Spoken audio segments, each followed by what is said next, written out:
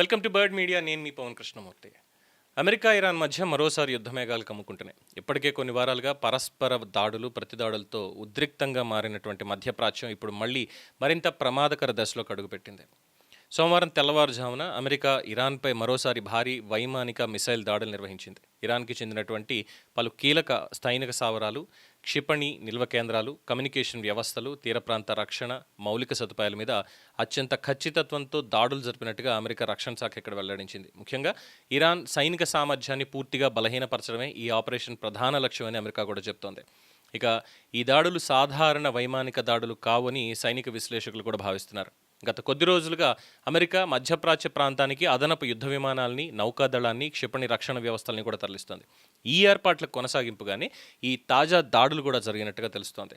Iran తన proxy మిలీషియాల ద్వారా America స్థావరాల మీద దాడులు పెంచుతున్నటువంటి నేపథ్యంలో ఇకపై కేవలం హెచ్చరికలతో సరిపెట్టకుండా నేరుగా సైనిక లక్ష్యాలని అమెరికా టార్గెట్ చేస్తోందని చెప్పి అంతర్జాతీయ విశ్లేషకులు కూడా చెప్తున్నారు. అమెరికా దాడులకి ఇరాన్ కూడా వెంటనే ప్రతిస్పందించింది. తమ దేశ సార్వభౌమాధికారంపై దాడిని ఇక ఏమాత్రం సహించబోమని ప్రకటించినటువంటి ఇరాన్ ప్రాంతీయంగా అమెరికా ప్రయోజనాలే లక్ష్యంగా తమ తదుపరి చర్యలుంటాయని హెచ్చరించింది.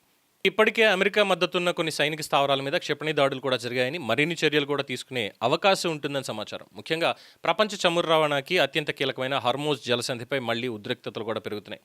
ప్రపంచ చమురు సరఫరాలో గణనీయ భాగం ఈ సముద్ర మార్గం గుండానే వెళ్తుంది అనేది ఎప్పటి నుంచో మనం చెప్పుకుంటూనే ఉన్నాం. సో ఈ మార్గంలో అంతరాయం ఏర్పడితే ఇది ప్రపంచవ్యాప్తంగా ఇంధన ధరలు భారీగా పెరిగేటువంటి ప్రమాదం మళ్లీ పొంచి ఉంది. ఈ పరిణామాల వల్ల ఇప్పటికే అంతర్జాతీయ మార్కెట్ల మీద కూడా ఆ ప్రభావం కనిపిస్తోంది. ముడి చమురు ధరలు ఒక్కసారిగా పెరిగాయి. పెట్టుబడిదారులు బంగారం వంటి సురక్షిత పెట్టుబడుల వైపు మొగ్గు చూపుతున్నారు. స్టాక్ మార్కెట్లలో కూడా అనిశ్చితి నెలకొంది. యుద్ధం మరింత విస్తరిస్తే ప్రపంచ ఆర్థిక వ్యవస్థ తీవ్ర ప్రభావం బారిన పడేటువంటి అవకాశం ఉందని ఆర్థిక నిపుణులు కూడా హెచ్చరిస్తున్నారు. ఇక భారతదేశానికి కూడా ఈ పరిణామాలు అత్యంత కీలకం. భారతదేశం దిగుమతి చేసుకునే చమురులో పెద్ద భాగం అక్కడి నుంచే వస్తుంది. హర్మోజ్ జలసంధిలో ఉద్రిక్తతలు పెరిగితే చమురు దిగుమతుల ఖర్చు ఇంకా భారీగా పెరుగుతుంది. దాని ప్రభావం మన్నెత్తి మీదే. పెట్రోలు, డీజిల్ ధర మీద పడి వాటి వల్ల మిగతావన్నీ కూడా పెరుగుతాయి. అలాగే గల్ఫ్ దేశాల్లో లక్షలాది మంది భారతీయులు పనిచేస్తూ ఉన్నారు. వాళ్ళ భద్రత కూడా ఇక్కడ కీలక అంశంగా మారింది. ఈ పరిణామాల్ని భారత ప్రభుత్వం చాలా నిశితంగా పరిశీలిస్తోంది అనేది తెలుస్తున్న సమాచారం. అయితే ఈసారి అమెరికా అనుసరిస్తున్నటువంటి వ్యూహం కూడా చాలా ఆసక్తికరంగా కనిపిస్తోంది. పూర్తిస్థాయి భూమి మీద యుద్ధానికి వెళ్లకుండానే ఇరాన్ మౌలిక సదుపాయాలను ఒక్కొక్కటిగా ధ్వంసం చేస్తూ దాని దాడి సామర్థ్యాన్ని తగ్గించేటువంటి ప్రయత్నం చేస్తోంది. ఇక ఈ క్షిపణి ప్రయోగ కేంద్రాలు, డ్రోన్ తయారీ యూనిట్లు, రాడార్ వ్యవస్థలు, command and control centres, communication networks ఇవే ప్రధాన లక్ష్యాలుగా కనిపిస్తున్నాయి. అంటే ఇరాన్తో నేరుగా సుదీర్ఘ యుద్ధంలోకి వెళ్లడం కంటే దాని సైనిక బలాన్ని క్రమంగా దెబ్బతీయాలి అనేటువంటి వ్యూహాన్ని అమెరికా ఇక్కడ అమలు చేస్తోంది అనేటువంటి ఒక అభిప్రాయం వ్యక్తం అవుతోంది. అయితే ఇక్కడ ఇరాన్ కూడా వెనక్కి తగ్గే పరిస్థితుల్లో కనిపించట్లా. అమెరికా దాడులకి ప్రతీకారం ఎట్టి పరిస్థితుల్లోనూ తీర్చుకుంటాం ఇప్పటికే అనేకసార్లు ప్రకటించింది. ప్రాంతీయ మిత్ర దేశాల సహాయంతో మరిన్ని ప్రతిదాడులకి సిద్ధమవుతోంది అనేటువంటి సంకేతాలు కూడా ఇక్కడ బలంగా వస్తున్నాయి. మరి ఈ నేపథ్యంలో మధ్యప్రాచ్యంలో పరిస్థితి ప్రతి గంటకి కూడా మారిపోతుంది. ఒకవైపు యుద్ధ విమానాలు గాల్లో దాడులు కొనసాగిస్తూ ఉంటే మరోవైపు తెర వెనుక దౌత్య ప్రయత్నాలు కూడా జరుగుతున్నాయి.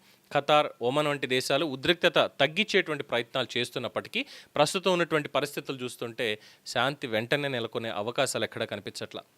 మొత్తంగా చూస్తే అమెరికా తాజా వైమానిక దాడులతోటి అమెరికా ఇరాన్ ఘర్షణ మరో మలుపు తిరిగింది. ఇప్పుడు ఇది కేవలం రెండు దేశాల మధ్య యుద్ధం కాదు, ప్రపంచ చమురు మార్కెట్, అంతర్జాతీయ వాణిజ్యం, మధ్యప్రాచ్య భద్రత, ప్రపంచ ఆర్థిక వ్యవస్థ మీద నేరుగా ప్రభావం చూపే సంక్షోభంగా మారుతోంది.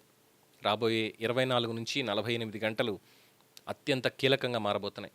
ఇక ఇరాన్ ఎలాంటి ప్రతీకార చర్యలు తీసుకుంటుంది, అమెరికా తదుపరి వ్యూహం ఏమిటి, ఈ ఉద్రిక్తత పూర్తిస్థాయి యుద్ధంగా మారుతుందా లేక దౌత్య చర్చతో ఉద్రిక్తత తగ్గుతుందా అన్నది ఇప్పుడు ప్రపంచం మొత్తం చాలా ఆసక్తిగా గమనిస్తోంది. ఇది దీనికి సంబంధించినటువంటి updates. For more updates keep watching the bird media. ఈ వీడియో మీకు నచ్చినట్లయితే లైక్ చేయండి, షేర్ చేయండి, సబ్స్క్రైబ్ చేయండి. మరిన్ని అప్డేట్ల కోసం మా వాట్సాప్ ఛానల్ను ఫాలో చేయండి.